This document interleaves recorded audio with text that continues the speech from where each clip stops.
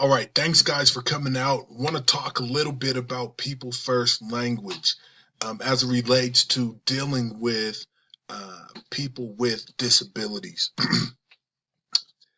You know, when we're speaking about people with disabilities, how we speak about and how we speak to people with disabilities says a lot about who we are and the kind of culture that we want to build. As the screen says, you know, it's the way we do things around here. We want to make sure that we're treating all people with respect and that we're treating them kindly and as human beings. It's very important that we don't assume with people who have disabilities that they are unhappy or that they want or need our help or approval.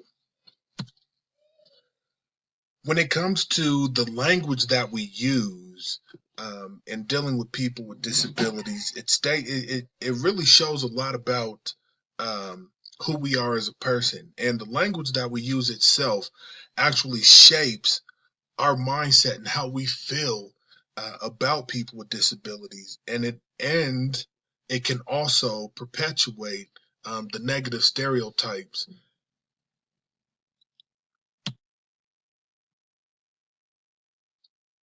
So, person first language actually puts the person before the disability or any other state of being. So, it's not the autistic girl, but it's the little girl who has autism. For example,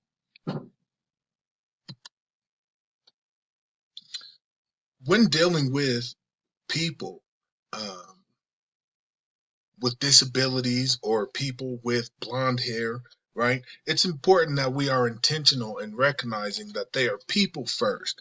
And when we focus on that fact, then we can have a conversation that's based on civility and commonality. So when we put the person before any other identifying factor, it's very, it makes sure that we are dealing with people on an even playing field.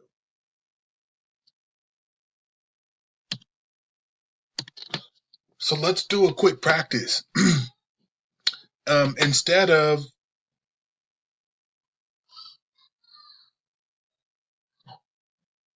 wheelchair bound, we would say a person who is in a wheelchair, right? Or if we said that autistic child, a better way to say that would be the child who has autism. And then instead of learning disabled or disabled, we would say the person with a learning disability. All right. As you can see here, it's important for us to always give credence to the person over their disability or any other identifying factor. Thanks.